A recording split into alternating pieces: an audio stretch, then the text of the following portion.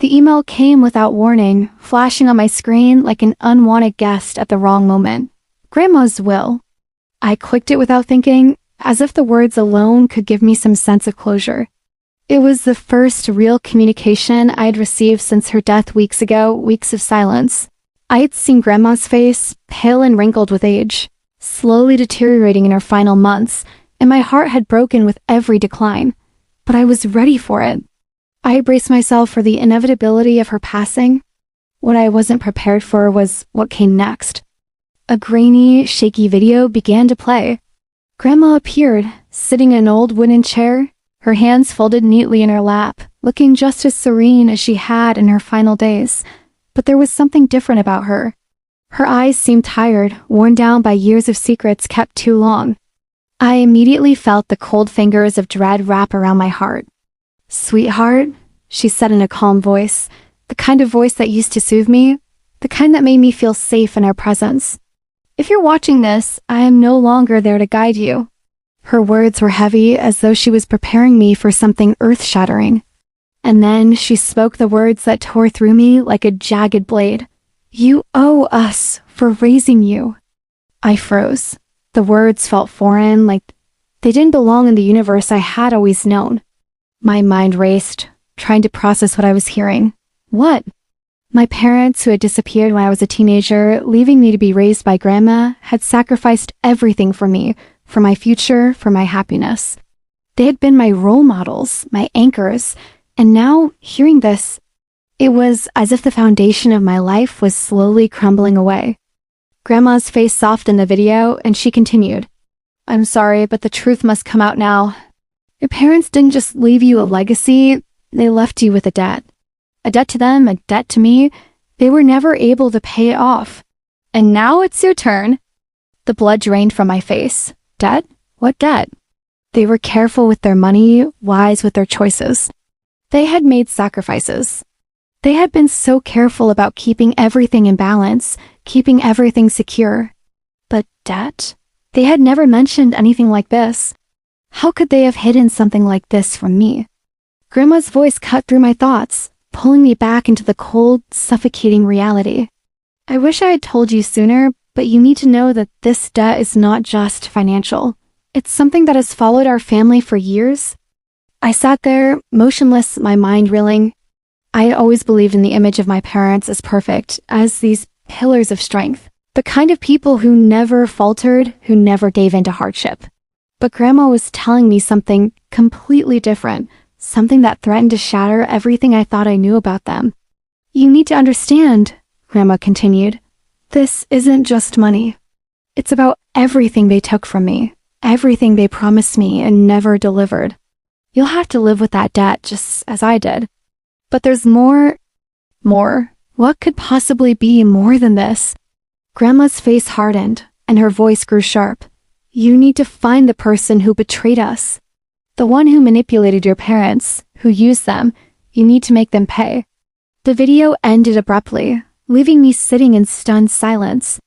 My mind couldn't grasp the weight of what had just been revealed. A debt?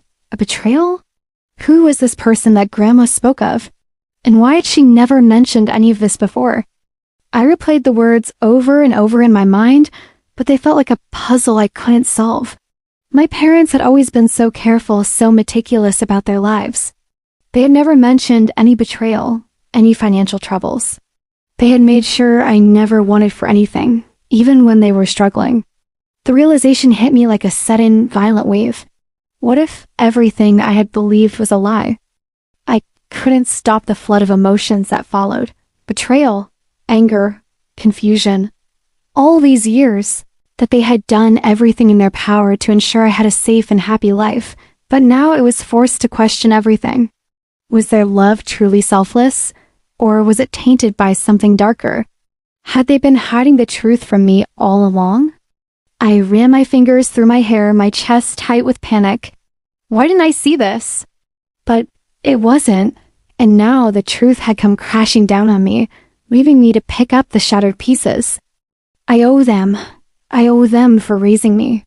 The thought gnawed at me, eating away at my sense of self. My parents' sacrifices, their mistakes, were now mine to bear.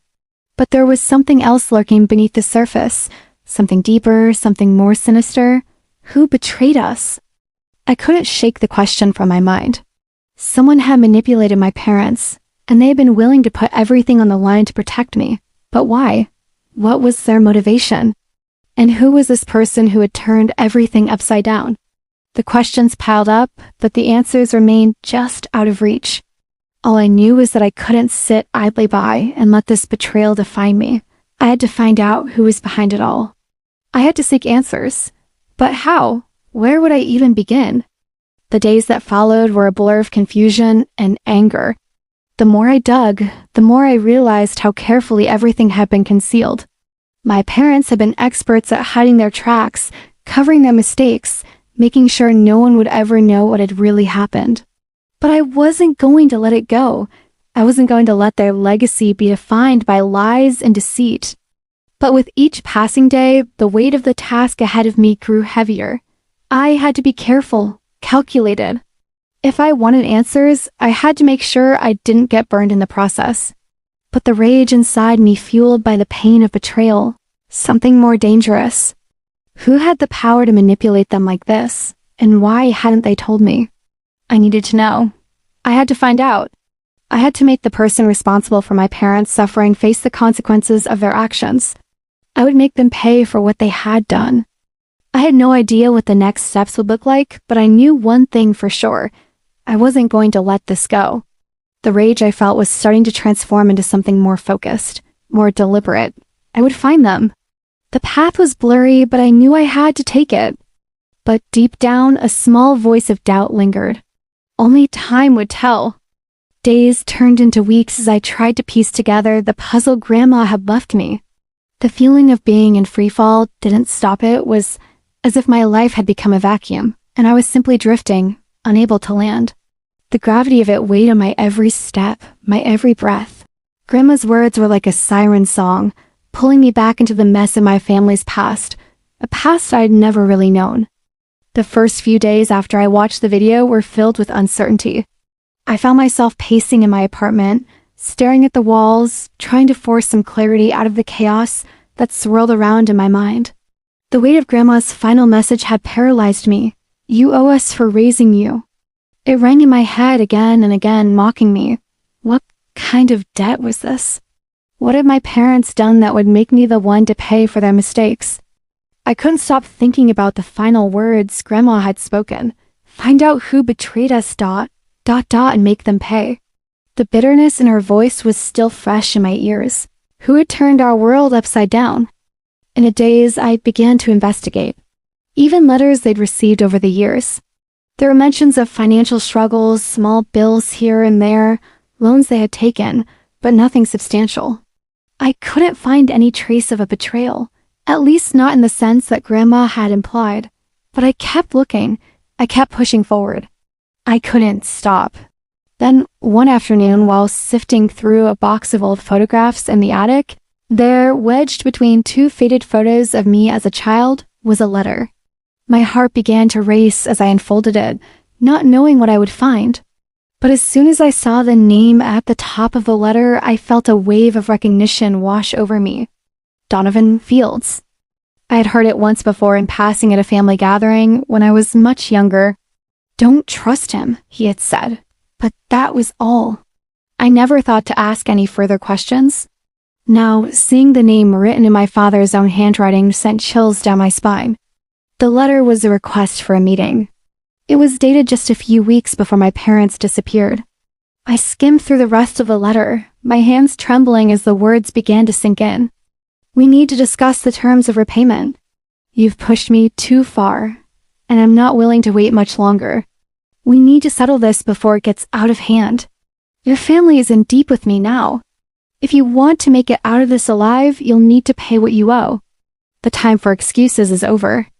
I reread the letter several times, my brain struggling to fully grasp what it was telling me. My parents had been caught in a financial web, one they had likely built themselves, and it had only deepened over time. But what had they done to incur the wrath of someone like Donovan Fields? And why hadn't I ever heard about this debt? The more I thought about it, the more my stomach turned. I had grown up in a house of love and stability, or so I thought. But now I was learning that everything had been held together by fragile threads, concealed behind smiles and promises that were ultimately empty. How could they have hidden this from me? My parents had failed me, not in the way most parents fail their children, but in a far deeper way. They had kept this from me. They had kept their mistakes, their fears, their weaknesses hidden behind a facade of perfect parenthood. And now I was left to pick up the pieces. The betrayal didn't just sting, it shattered me. I started by looking up any public records I could find on him. He was a powerful figure in the business world, wealthy, influential, and known for his ruthless methods. He had ties to several large corporations, and his business dealings were murky, to say the least. But what truly stood out to me were the rumors. Whispers about his underworld connections, about the people who had crossed him, the people who had disappeared without a trace. It was then that I realized something I hadn't considered before. This wasn't just about money. And why had my parents gotten tangled up in his web? The man who had caused all this pain, the one who had twisted the truth, broken my family apart, I had to make him pay. The more I learned about him, the more I became consumed by a singular thought: revenge. But the first step wasn't going to be easy. I couldn't just walk into his office and demand answers. Donovan Fields was too powerful, too well protected. I spent several sleepless nights crafting a plan, nothing too wild, nothing too risky, but enough to get me in the door. I started to make calls, posing as someone interested in investing in his latest venture. It wasn't long before I had a meeting scheduled with him at one of his high-end offices. I had spent so much time focused on uncovering the truth. What would I say to him? What was my plan? I found myself pacing again, the walls of my apartment closing in on me. My mind kept racing. I was going to confront the man who had ruined my family. I was going to make him answer for everything, but how? How could I even begin to make him feel the weight of the destruction he had caused? As I prepared for the meeting the next day, I couldn't shake the thoughts of my parents from my mind. What had they been thinking in those final moments? What had they known? Why hadn't they reached out to me for help? It felt like a betrayal that went beyond the financial. They had kept me in the dark, not just about the debt, but about the kind of person they were trying to protect me from. When I entered Donovan Fields' office the next day, I felt the cool air of the building settle around me. The high-rise office was sleek, minimalist, and far too clean, but it did little to quell the storm that raged inside me. Donovan Fields himself sat behind a large mahogany desk, his sharp suit and cold demeanor already setting the tone for what would be a volatile conversation. "Mr. Fields," I said, my voice steady but laced with a simmering anger that I could barely contain. "I'm here to talk business." He looked at me, his eyes narrowing with a subtle but unmistakable recognition. "I know who you are," he said, "but I don't think you understand the kind of business you're dealing with." I leaned in, staring him down. "I know more than you think." He smirked. "You're in over your head, kid. This isn't something you can just fix with a few words." I clenched my fists beneath the table, every fiber of my being screaming for retribution. He didn't know me. He didn't understand who he was dealing with. "I'm not here for your games," I said. "I'm here for answers. And I'm here for justice." His smirk faded, but the calm, calculating look in his eyes never left. "Justice?" He repeated as if the word itself was foreign to him. "You've got it all wrong." And in that moment, everything clicked. It wasn't just my parents' debt. It wasn't just the money. It was about power, about control. Donovan Fields had used my parents to further his own agenda, but now I had the upper hand, and I wasn't going to let him walk away unscathed. The battle had just begun,